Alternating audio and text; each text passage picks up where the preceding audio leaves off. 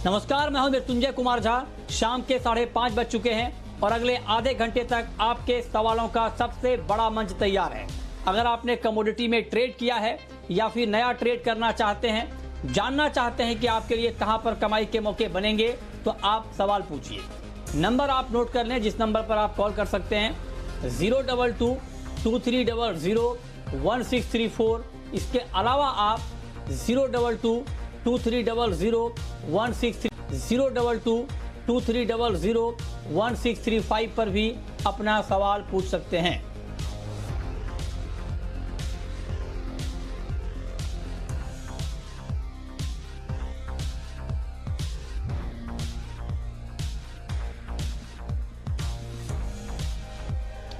और सवाल जवाब का सिलसिला शुरू करेंगे, लेकिन सबसे पहले बात करते हैं गोल्ड की, क्योंकि गोल्ड ने आज एक बार फिर से नई ऊंचाई को टच किया है। 48,589 ये गोल्ड का आज का ऑल टाइम हाई है जो एमसीएक्स पर गोल्ड ने टच किया है। ज़बरदस्त तेज़ी का माहौल बना है गोल्ड में, क्योंकि दुनिया भर के जो हालात हैं अभी कोरोना की वजह से, इस हालात के बीच दुनिया भर में सुरक्षित निवेश के तौर पर गोल्ड की डिमांड में ज़बरदस्त इजाफा हुआ है। उसका बड़ा इम्पैक्ट हम प्राइस के ऊपर देख रहे हैं। तो अब सवाल यह है कि क्या गोल्ड की ये तूफानी रफ्तार अभी कंटिन्यू रहेगी या गोल्ड इस लेवल पर आकर थोड़ा रुकेगा? इसी पर हम बातचीत करेंगे। हमारे साथ मेहमानों का एक बड़ा पैनल है। हमारे साथ हैं सौरभ गाडगिल, चेयरमैन हैं पीएनजी ज्वेलर्स के। हमारे साथ कुमार जैन साहब हैं, चेयरमैन हैं उम्मेदलाल तिलोकचंद के। हमारे साथ फ्यूचर मार्केट पर अपना व्यू देने के लिए बीरेन वकील हैं पैराडाइम कमोडिटी के, और साथ ही भाविक पटेल हैं ट्रेड बुल्स के। आप सभी मेहमानों का बहुत बहुत स्वागत है इस खास चर्चा में। मेरा सबसे पहला सवाल सौरभ गाडगिल जी आपसे होगा। आप लोग क्या गोल्ड के प्राइस को लेकर अभी आउटलुक लगा रहे हैं, और आपके हिसाब से अभी गोल्ड का भाव क्या होने वाला है आगे अगले कुछ दिनों में, महीनों में? जैसे आपने कहा, आज गोल्ड सबसे ऊपर स्तर पर पहुंचा है, लेकिन इसके चलते हुए भी लोगों में गोल्ड के प्रति भावना वही है। गोल्ड में तेजी और लग रही है और ग्राहकों में गोल्ड में अभी भी अच्छी खरीदी हो रही है। आज के दिन की बात करें तो भी सुबह से भाव ऊपर जा रहा है, लेकिन लोगों में उसका असर ज्यादा नहीं दिख रहा है। जो ओल्ड गोल्ड बेंच मार्केट में जो स्क्रैप आने की अपेक्षा थी वो नहीं हुई है। और मेरे हिसाब से जब तक ये हालात दुनिया भर में कुछ एक लेवल पे नहीं आ जाते हैं, तब तक गोल्ड में तेजी बनी रहेगी। और मेरे हिसाब से कंज्यूमर में गोल्ड का इंटरेस्ट अच्छा है। गोल्ड में इन्वेस्टमेंट है, भले शादी की ज्वेलरी है, जेवरात खरीदने हैं, लोगों में उत्साह है। और ये चलते वक्त मेरे हिसाब से गोल्ड और ऊपर जाएगा और लोगों में इसमें और इंटरेस्ट बढ़ेगा और इसमें और खरीदी की मैं अपेक्षा कर रहा हूँ। दिवाली तक मेरे हिसाब से भाव ऐसा ही चढ़ता रहेगा और मार्केट में एक अच्छी डिमांड रहेगी। अच्छा, तो आपको लगता है कि अच्छी डिमांड रहेगी गोल्ड में आगे? तो ऐसे में आपके हिसाब से दिवाली तक क्या प्राइस हो जाएगा गोल्ड का? मेरे हिसाब से गोल्ड 55 से 60 हजार के बीच में आएगा दिवाली तक। इसके मुझे कारण मेन लग रहा है कि इंडिया में एक तो इशू चल रहा है कोरोना के, जो पूरी दुनिया में चल रहा है, लेकिन दूसरा हमारे बॉर्डर्स के जो इशू चल रहे हैं, चाइना हो या पाकिस्तान हो या नेपाल हो, ये चीज भी लोगों के दिमाग में है कि अगर कुछ वॉर जैसा कुछ परिस्थिति हो जाती है तो सोना ही सबसे अच्छा इन्वेस्टमेंट रहेगा। और जो इंडस्ट्रियल डिमांड जो कम हो रही है और कंपनीज के जो अभी नेक्स्ट क्वार्टर में जो रिजल्ट आएंगे, उसके चलते वक्त स्टॉक मार्केट थोड़ी और मंदी आएगी। तो लोगों में रुझाव ऐसा ही है कि आज में सेफ्टी और अच्छे रिटर्न में सोने का ही ऑप्शन दिख रहा है। तो मेरे हिसाब से गोल्ड में अच्छी इन्वेस्टमेंट रहेगी, और वो भले प्योर गोल्ड हो या जेवरात हो, लेकिन हर तरह से लोग सोना जरूर खरीदेंगे। और अभी मैं आपसे से बात कर रहा हूँ, मैं अभी एक सामने एक बेटे हैं जो अभी कंपनी के आए हैं, उनकी छोटी कंपनी है, और कंपनी में भी इन्वेस्टमेंट के लिए वो गोल्ड में अभी गोल्ड का ऑप्शन ढूंढ रहे हैं कि म्यूचुअल फंड के बदली वो अभी गोल्ड में इन्वेस्ट करना चाह रहे हैं। तो ये डिमांड जो है वो सब जगह से आ रही है, और मेरे हिसाब से डिमांड ऐसी ही बनी रहेगी, गोल्ड में ऊपर तेजी दिखेगी। और मेरा पर्सनल रिकमेंडेशन है कि सट्टा नहीं करना चाहिए, लेकिन गोल्ड में स्टडी इन्वेस्टमेंट जरूर करनी चाहिए। तो आपका मानना है कि दिवाली तक 55 से 60 हजार का लेवल गोल्ड में चला जाएगा, और आप कह रहे हैं कि इन्वेस्टमेंट गोल्ड में जरूर करनी चाहिए। ठीक है, हमारे साथ कुमार जैन साहब भी हैं। जैन साहब, आपका क्या मानना है? आपका आउटलुक गोल्ड प्राइस को लेकर क्या है? हाँ बिल्कुल, गार्गिल जी ने सही अंदाज किया है। 60,000 के आसपास मैं भी सोने को देख रहा हूँ और उसके कई कारण बने। इस समय हम लोग लॉकडाउन के पीरियड में भी जवेरी बाजार में बहुत अच्छा काम कर रहे हैं। आज भी हमारे पास जो मिड जुलाई तक की शादियां हैं उनकी मांग निकल आई है। ठीक है, डेफिनेटली वो कैश नहीं है, रिसाइकल गोल्ड है या इन्वेस्टेड गोल्ड से आ रही है, लेकिन लेबर वेबर मजूरी जो भी एक्स्ट्रा लगती है वो भी आदमी कैश पे कर रहा है। और आने वाले समय में एक अच्छी मांग, जो शादियां मई, मार्च, अप्रैल और मई की जो पेंडिंग रहेगी वो शादियां वापस नवंबर में शुरू होगी, तो ऑलमोस्ट सब लॉकडाउन सेटल हो जाएगा। अगर नहीं भी होता है तो 50 लोगों की जो सरकार ने लिमिट दी है उसमें काम करेंगे। उसके काम करने की वजह से जनरली हमने देखा है कि मारवाड़ी गुजरातियों में एक बेटी को जितना धन दिया है या उसके लिए जितनी शादियों में खर्चा किया, दूसरे के लिए उतना ही खर्चा वापस करेंगे। तो अब जो 50 जहाँ 1000 आदमी खाना खाते थे या संगीत संध्या होती थी या मेहंदी होती थी, तो वो सब बंद होने की वजह से उतना ज्यादा माल जो है बेटी को ज्यादा दिया जाएगा, तो उसकी वजह से और अच्छी मांग निकलेगी। और सोने में लंबे 2021 में बड़े बड़े विशेषज्ञों ने ये बात की कि सोना 80,000 देख रहे हैं 2021 दिसंबर में। डेफिनेटली हम उतना लंबा नहीं सोचे। हम आज की बात करें तो जिस तरह से 30,000 लॉकडाउन से 42,000 से लॉकडाउन के बाद अभी तक में 1-1.5-2 महीनों में सोना जो 50,000 आया, यानी 10,000 रुपए की जो तेजी आई है, तो आने वाले समय में भी अच्छी तेजी हम देख रहे हैं। सोने में डेफिनेट तेजी भी रहेगी और सोने में मांग ही रहेगी, क्योंकि लोगों के लिए एक ही विकल्प है, सोना है सदा के लिए। तो ये विकल्प को मानते हुए लोग आने वाले समय में अपने दुख में सुख में, आज कोरोना वायरस, आप हॉस्पिटल में जाते हैं, प्राइवेट हॉस्पिटलों में 7-7, 8-8, 10-10 लाख रुपए का खर्चा आता है। उस समय आदमी 7 लाख 8 लाख रुपए खर्चा लाए कहाँ से? और कोरोना वायरस ऐसी महामारी है कि घर में एक आदमी संक्रमित होता है तो 6-7 लोगों को और संक्रमित कर देता है। तो ये सब आगे देखते हुए सोने की मांग और भी अच्छी रहेगी डेफिनेटली। इस समय हम देख रहे हैं कि बुलियन की भी मांग निकल आई है, कस्टमर बुलियन भी खरीदी करने के लिए निकला हुआ है ये कोरोना वायरस की महामारी में। तो आने वाले समय में सोने में तेजी भी रहेगी और अच्छी डिमांड रहेगी। ठीक है, ये आपने बड़ी मजेदार बात कही कि अब शादियों में बारात को कम खिलाना पड़ेगा, तो वो पैसा जो बचेगा लोग बेटी को ज्यादा गोल्ड के तौर पर दे देंगे, बारात में कम खर्च होगा। ये आपने एक नया तर्क निकाला है, चलिए अच्छी बात है।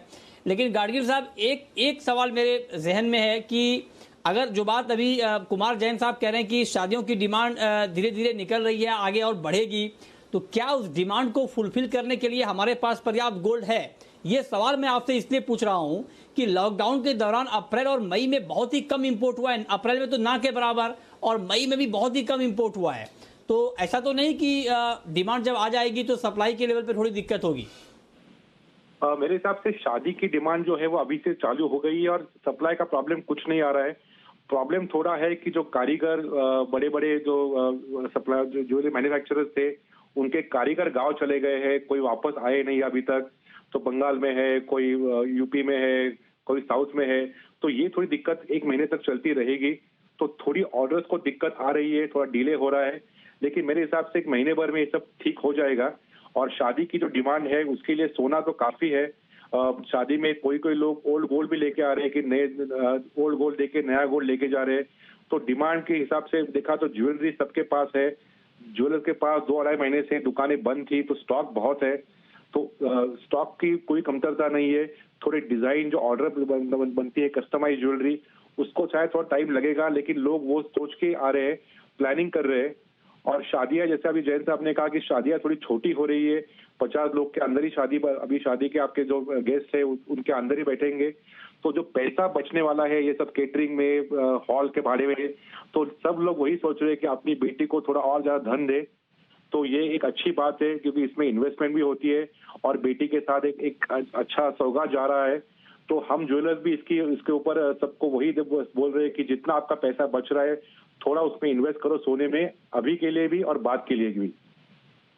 हाँ, ये चलिए ठीक बात है। लेकिन ये अच्छी बात है कि आप दोनों ज्वेलर हमारे साथ आज जुड़े हैं। आप दोनों बहुत ही ज्यादा पॉजिटिव है। ठीक है, लाइफ में पॉजिटिव रहना चाहिए। और आप लोग कह रहे हैं कि जो पैसा बारात के खर्च में बचेगा वो बेटी को गोल्ड के तौर पर जाएगा। हालांकि आप लोग इस बात का जिक्र नहीं कर रहे हैं कि आप लोग कह रहे हैं कि जो पैसा बचेगा, लेकिन जो पैसा चला गया कोरोना की वजह से, जिनकी आमदनी कम हो गई, नौकरी चली गई, बिजनेस ठंडा पड़ गया, बिजनेस ठप पड़ गया, वो कहाँ से कंपनसेट होगा। तो आप लोग वो पक्ष नहीं देख रहे हैं, लेकिन ठीक है, पॉजिटिव होना कोई बुरी बात नहीं है। उम्मीद करनी चाहिए कि आगे डिमांड ठीक रहे। बहुत शुक्रिया गाडगिल साहब आपका और कुमार जैन साहब आपका हमारे साथ जुड़ने के लिए और इस पर बातचीत करने के लिए। लेकिन बीरेन जी, मैं आपसे अब जानना चाहता हूं कि फ्यूचर मार्केट में जो लोग ट्रेड कर रहे हैं गोल्ड में, उनको अब इस लेवल पे क्या ट्रेड लेना चाहिए? कल के हिसाब से जो 1778 1778 का जो ब्रेक हुआ है वो रेक्टेंगल ब्रेकआउट बोलते हैं चार्ट के हिसाब से। तो अब यहाँ सस्टेन होता है तो हम 1840 1850 तक इसको देख सकते हैं। मैं 48,200 के आसपास बाइंग प्रेफर करूँगा 47,700 के स्टॉप लॉस से, और 49,000 का मेरा टारगेट रहेगा। ये 2-3 दिन की बात है। गोइंग फॉरवर्ड में आगे देख रहा हूँ मार्केट को, अगर सस्टेन करता है $1780 पे तो $1820-30 तक आना चाहिए। ठीक है, ओके। भाविक पटेल, अब आप ये बताएं, ये तो हमने आगे लंबे समय के लिए बात कर दी जितनी बातें करनी थी, लेकिन आज के लिए इंट्राडे ट्रेडर के लिए इस भाव पर जो अभी मार्केट में प्राइस चल रहा है गोल्ड का, इस भाव पर क्या ट्रेड लेना ठीक रहेगा? नमस्कार मृत्युंजय जी। देखिए, गोल्ड ऑल टाइम हाई पे है तो जरूर से मुझे लग रहा है कि शॉर्ट तो नहीं लेना चाहिए। ऑलरेडी अच्छी खासी हमने रैली भी 2 दिन में देखी हुई है, तो मुझे लग रहा है कि थोड़ा नीचे आता है 48,350 इंट्राडे 390 के करीब, तो एक बार बाय कर सकते हैं 48,250 के स्टॉप लॉस से, और टारगेट रख सकते हैं 48,500 का। पर ये जरूर से मैं कहूंगा कि ऑलरेडी अगर शॉर्ट टर्म में देखें तो गोल्ड काफी रैली हो चुकी है, ओवरबॉट है, तो थोड़ी वॉलेटिलिटी भी हो सकती है। तो जो भी आज ट्रेड करे तो थोड़ा ओवर लिवरेज ना करे, पोजीशन कम रखे, क्योंकि आज हमने न्यूज भी देखा है कि यूएस शायद ईयू और यूके है उसके ऊपर 3.1 बिलियन का टैरिफ दे सकता है, तो उसकी वजह से ज्यादा वॉलेटिलिटी रहेगी। तो कम लॉट में कीजिए, पर अगर बाय ही कीजिए तो 4350 के करीब आता है तो लॉन्ग ही कीजिए। ठीक है, ओके। तो ये राय है आपकी इंट्राडे ट्रेडर के लिए गोल्ड में। बीरेन जी, चांदी के ऊपर क्या आउटलुक बन रहा है आपका, और चांदी में अभी क्या ट्रेंड आप देख रहे हैं? चांदी थोड़ी टॉपिश लग रही है मुझे, क्योंकि वो 1777 पे होल्ड नहीं कर पा रही है। अभी तो 17.88 है, बट मैं जितना गोल्ड में बुलिश हूँ इतना सिल्वर में नहीं होता। यहाँ मैं शॉर्ट साइड में जाना प्रेफर करूँगा। यहाँ 49,400 पे शॉर्ट, फिर टारगेट रहेगा 48,400 का, स्टॉप लॉस रहेगा 50,100 रुपये का।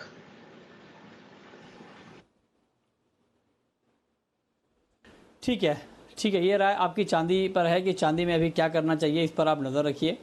और जिस तरह का मार्केट में ट्रेंड है, जो भी आप ट्रेड करें गोल्ड में या सिल्वर में, आपके लिए स्टॉप लॉस लगाना बहुत ज़रूरी है। ठीक है, क्रूड का मार्केट अभी भाविक आपको कैसा दिख रहा है, और ताज़ा भाव पर क्या ट्रेड लेना क्रूड में बेहतर रहेगा? मृत्युंजय जी, देखिए, आज अगर क्रूड में देखें तो एपीआई का एक्सपेक्टेशन है बिल्डअप हुआ है, तो उसकी वजह से थोड़ा पुल बैक भी आया है। हालांकि कल यूएस चाइना का जो डील था, ट्रंप ने बोला कि एटलीस्ट वो बैक ऑन ट्रैक है, तो उसकी वजह से थोड़ा नौ सूदन हुआ, क्रूड ऑयल में रिकवरी हुई है। पर फिर भी मुझे लग रहा है कि क्रूड ऑयल के प्राइसेस भी काफी बढ़ चुके हैं, और अगर ये सच है कि अगर यूएस टैरिफ करने वाले ईयू और यूके के ऊपर, तो आगे जाके I think risk off mode ही होगा। तो सारे एसेट क्लासेस जैसे क्रूड है, इक्विटी में, उसमें सारा प्रेशर, सेलिंग प्रेशर आएगा। आज के दिन मुझे लग रहा है कि आज के दिन थोड़ा सेलिंग में ही रहना चाहिए। तो एक बार क्रूड 3040 के करीब आता है तो वहां से शॉर्ट कीजिए 2960 के टारगेट के लिए। स्टॉप लॉस रख सकते हैं 3100। आई थिंक 3100 के ऊपर जाता है तो ही मैं वापस से लॉन्ग पोजीशन करूंगा, वरना अगर लॉन्ग पोजीशन है निकल जाइए और इंट्राडे शॉर्ट के लिए रख सकते हैं। ठीक है, ओके। और अब वक्त है सवाल जवाब का, और पहला सवाल है राधा का, एमपी से हैं हमारे साथ। पूछिए राधा जी। सर, मुझे ये जानना था कि अभी गोल्ड बाय करना चाहिए या नहीं, या रुक के बाय करना चाहिए? ये बड़ा महत्वपूर्ण सवाल आपने पूछा है। बीरेन जी, जरा बताइए, फिजिकल मार्केट में क्या इस भाव पर गोल्ड खरीद लेना चाहिए, जिनको मान लीजिए आगे ज़रूरत के लिए गोल्ड खरीदना है, या उनको कुछ सस्ते भाव का इंतज़ार करना चाहिए? क्या करना चाहिए? अगर ऑर्डर के सामने है काम, यानी ऑर्डर ले लिया है तो कवर कर लेना चाहिए, क्योंकि काफ़ी ज्वेलर्स ये करते हैं कि ऑर्डर बुक करने के बाद हेज नहीं करते, तो उनको हेज कर लेना चाहिए। दूसरा कि जिनको इन्वेंट्री के हिसाब से यानी स्टॉक बढ़ाने के हिसाब से लेना है तो बेटर प्राइसेस के लिए इंतज़ार करना चाहिए। अभी गोल्ड का फिजिकल शॉर्टेज है क्योंकि काफ़ी कार्गो फ्लाइट्स बंद है, गल्फ के सिवा कहीं से माल आ नहीं रहा। तो एक बार ये सप्लाई डिस्ट्रप्शन दूर हो जाए तो सप्लाई थोड़ी बढ़ेगी, ये प्रीमियम थोड़ा जो चल रहा है वो थोड़ा कम होगा। ओके, अगला सवाल है निशांत का, चंबल से हैं हमारे साथ। पूछिए निशांत। नमस्कार। नमस्कार, पूछिए। मेरा सवाल जी से है। मेरा सवाल सर गोल्ड पर है कि ये अगस्त कॉन्ट्रैक्ट में मैक्सिमम कितना हाई जा सकता है गोल्ड और कितना इसका लो रह सकता है। और सर मेरा दूसरा सवाल सर कॉपर पे है। अगस्त कॉन्ट्रैक्ट, कॉपर में हम क्या कर सकते हैं? ठीक है, एक तो ये कि अगस्त कॉन्ट्रैक्ट में गोल्ड ऊपर में कहां तक जा सकता है, दूसरा ये कि कॉपर में क्या किया जाए। बताइए भाविक। देखिए कॉपर में अगर सबसे पहले देखो तो 455 का एक टॉप बन चुका है, 455 के ऊपर सस्टेन भी नहीं कर पा रहा है और काफी अगर हम सारे बेस मेटल्स देखें तो एक रैली होके वो कंसोलिडेट हो रही है, तो आई थिंक थोड़ा टॉप हैवी भी हो चुका है। तो मुझे लग रहा है कि एटलीस्ट 447 446 जुलाई कॉन्ट्रैक्ट है, वहां तक कॉपर आ सकता है। तो अगर आपकी लॉन्ग पोजीशन है तो एक बार आप बुक प्रॉफिट कर सकते हैं। अगर आपको पोजीशन नहीं लेनी तो 456 के स्टॉप लॉस से एक बार आप शॉर्ट कर सकते हैं 447 446 के टारगेट के लिए।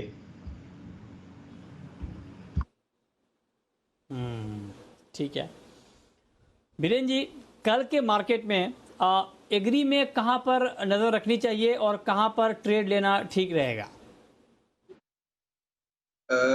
आज पूरे काउंटर में काफ़ी गिरावट थी, स्पेशली एडिबल ऑयल पे के जो फार एंड है दूर के कॉन्ट्रैक्ट, उसमें 3% की लोअर सर्किट लगी थी। उसके पीछे सोयाबीन भी कम था, आरएमसीड भी कम था।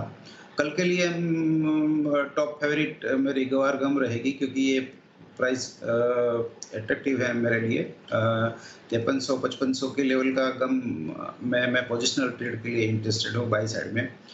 दूसरा मैंने आरएमसीड में भी थोड़ा बाई साइड में इंटरेस्टेड हूँ। यहाँ भी अगस्त कॉन्ट्रैक्ट में बाई करंट लेवल से कर सकते हैं।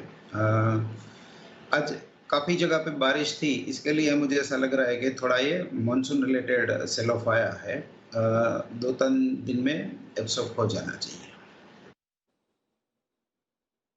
ठीक है, प्रमोद हैं हमारे साथ यूपी से। पूछिए प्रमोद जी। मेरा सवाल ये है, जो आपके बैठे हुए एक्सपर्ट लोग हैं वो बता रहे हैं कि दिवाली तक सोना 60,000 चला जाएगा, तो इनको ये खबर कहाँ से मिलती है? तो इसलिए क्या हम लोग दिवाली अभी मना ले, धनतेरस और दिवाली? ये आपने बहुत ही बड़ा ही लीक से हट के सवाल पूछा, लेकिन इनको ये जानकारी कहाँ से मिलती है? देखिए, इनको जानकारी मिलती नहीं है। ये लोग चूंकि एनालिसिस करते हैं, और कई बार ये होता है कि आपको मार्केट के एक्सपर्ट क्यों होते हैं, उनको जानकारी के लिए वो 4 जगहों पे जाते हैं, रिसर्च करते हैं अपने अपने अलग अलग सोर्सेज से, और फिर उनको अंदाज़ा लगता है कि जो हालात हैं उसको देखते हुए गोल्ड का प्राइस आगे क्या होगा। और ये लोग बोलते हैं कि हो सकता है, कोई ज़रूरी नहीं कि हो ही जाए, लेकिन इनका अपना अनुमान होता है, अपना अनुभव होता है, और उस अनुभव के आधार पे, अनुमान के आधार पे आपको एक प्राइस का आउटलुक दिया जाता है। लेकिन आपको अभी दिवाली या धनतेरस मनाने के लिए नहीं कहा जाता है। आपको ये कहा जाता है कि अगर आप गोल्ड खरीदना चाहते हैं आगे के लिए, अगर आप दोनों तरह से, अगर आप फिजिकल मार्केट में लेना चाहते हैं या मान लीजिए आप इन्वेस्टर हैं, तो आपको अभी करना क्या चाहिए। और पूरा का पूरा मार्केट इसी अंदाज पे चलता है। आप चाहे शेयर मार्केट ले लें, कमोडिटी मार्केट ले लें, शेयर मार्केट में भी आपको आगे का अंदाजा ही बताया जाता है कि आगे इस शेयर का प्राइस क्या होने वाला है, क्या हो सकता है। तो ये है, और इसको आप उस तरह से ना लें कि आपको अभी दिवाली मनाने के लिए कहा जा रहा है। बनाएं, अगर अच्छी बात, अगर खुशखबरी है आपके पास, कोई आपने अच्छा पैसा कमाया है गोल्ड में बनाया, तो बिल्कुल मनाएं, हर रोज़ दिवाली मनाएं, लेकिन ये आपको आगे के लिए एक टारगेट दिया जाता है। ठीक है, चलिए आगे बढ़ते हैं। और इस बीच अगला सवाल है ओडिशा से। पूछिए। हेलो। हाँ सर, मैं रेगुलर आपका जो वॉच जी, कर रहा हूँ, पूछें। लेकिन मैं देख रहा हूँ जो लेवल दे रहे कभी लेवल एग्जिट होता है नहीं, और उनका मैक्सिमम कॉल नेगेटिव चलती है। जो लेवल देते हैं, देखिए मार्केट में मान लीजिए जिंक चल रहा है 162 नहीं, चल रहा है, ये और बता गलत 164 में सेलिंग कर रहा है, तो कहने का मतलब क्या है? ये तो इंटरडे का लेवल दे रहे हैं, तो उनका मार्केट का हिसाब से देना चाहिए कि सो दैट कस्टमर को लेवल मिले और वो बाय करे या सेल कर उनको प्रॉफिट मिले। 162 चलो, वो बोल रहे हैं कि 164 में सेल कर लीजिए। नहीं, ये बात- 164 जाएगा तो सेल करेगा ना, और नहीं जाएगा तो कहाँ से सेल करेगा? हाँ तो नहीं जाएगा तो नहीं करना है ना आपको, यही तो बताया जा रहा है। जबरदस्ती का कोई ट्रेड आपको मार्केट में नहीं लेना है, ये बात आप बिल्कुल कान खोलकर सुन लीजिए। और बिल्कुल अगर आप इस माइंडसेट के साथ मार्केट में आ रहे हैं कि आपको ट्रेड करना ही करना है और आपको वैसी ही कॉल दी जाए कि बिल्कुल ट्रेड करने लायक ही कॉल दी जाए, तो ये मुमकिन नहीं है और हम लोग वैसा काम नहीं करते हैं। अगर जिस लेवल पे कॉल बन रही है, जिस लेवल पे ट्रेड बन रहा है, आपको वही ट्रेड दिया जा रहा है। हो सकता है कि 164 का लेवल ना आए, नहीं आए तो आपको नहीं लेना है ट्रेड। ये नहीं कि जो लेवल आ जाए आपको ट्रेड ले ही लेना है। हम लोग मार्केट के फंडामेंटल को देखते हुए, मार्केट के टेक्निकल को देखते हुए, जो हमारे एक्सपर्ट को ठीक लगता है उस हिसाब से आपको कॉल दी जाती है। लेकिन ये कभी नहीं कहा जाता है कि आपको कॉल आज पर्टिकुलर कमोडिटी में अगर आपने माइंडसेट बना लिया कि कॉल लेना ही लेना है तो ये गलत ट्रेड होता है। ये मानसिकता मार्केट में काम नहीं होता है और इससे आपको नुकसान का खतरा बढ़ जाता है। ये आप थोड़ा सावधानी रखें इसमें। अगर आपको ये कॉल दी गई है, अगर वो लेवल नहीं आता है तो आप ट्रेड बिल्कुल ना लें आज के लिए। ठीक है, इस पर कुछ बीरेन जी आप कहना चाहेंगे?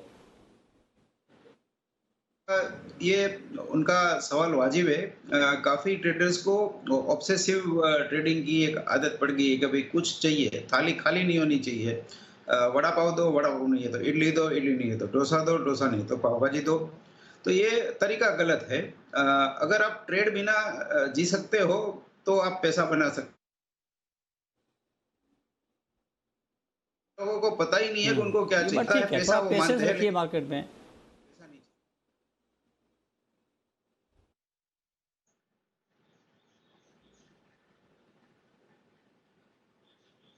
जी, ये बात बिल्कुल ठीक है। अब मार्केट में आपके पास धैर्य होना चाहिए, पेशेंस होना चाहिए। कोई एक दिन का काम नहीं है, ये लंबे समय वाला काम है। तो आप पेशेंस के साथ, कभी आपका ट्रेड बनेगा, कभी नहीं बनेगा, तो ये सारी चीज़ों को माइंड मेकअप करके आपको चलना होगा। ठीक है, नेचुरल गैस में कुछ अभी एक्शन आपको दिख रहा है क्या भाविक? देखिए नेचुरल गैस में अगर देखें तो फंडामेंटल थोड़ा अभी स्लाइट वीक है, क्योंकि जितना एक्सपेक्टेशन था प्रोडक्शन कट का, जब शेल प्रोडक्शन कट हुआ था इतना आया नहीं था। और दूसरा अगर वेदर फोरकास्ट देखें तो 15 दिन में अब लग रहा है कि थोड़ा बहुत ज़्यादा नॉर्मल वार्मर टेम्परेचर आ सकता है, तो उसकी वजह से थोड़ा हमें अपसाइड स्पाइक देखने को मिलेगा। तो आई थिंक जुलाई का कॉन्ट्रैक्ट अगर मैं देखूं तो 125 122 के एरिया अगर आता है तो एक अच्छा सपोर्ट जोन है, तो वहां से एक बार लॉन्ग कर सकते हैं 117 के स्टॉप लॉस है, 130 के टारगेट के लिए। बट आई थिंक आगे जाने के लिए एक वेदर फैक्टर ही है, क्योंकि इन्वेंट्री तो भी बढ़ के ही आ रही है। तो अगर थोड़ा नॉर्मल वेदर से ज्यादा गर्मी आएगी तो ही हम अपसाइड देखेंगे, वरना आई थिंक जुलाई कॉन्ट्रैक्ट 127 से 120 के बीच में कंसोलिडेट होगा। ठीक है, ओके। और अब वक्त है रैपिड फायर राउंड का।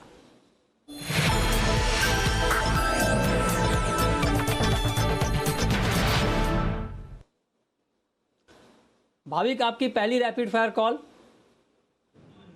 जी मैं गोल्ड में लॉन्ग की रिकमेंडेशन करूंगा 4380 से 4350 के बीच में, और टारगेट रख सकते हैं 4840 का, और स्टॉप लॉस रख सकते हैं 48250 का। आपकी कॉल बीरेन जी।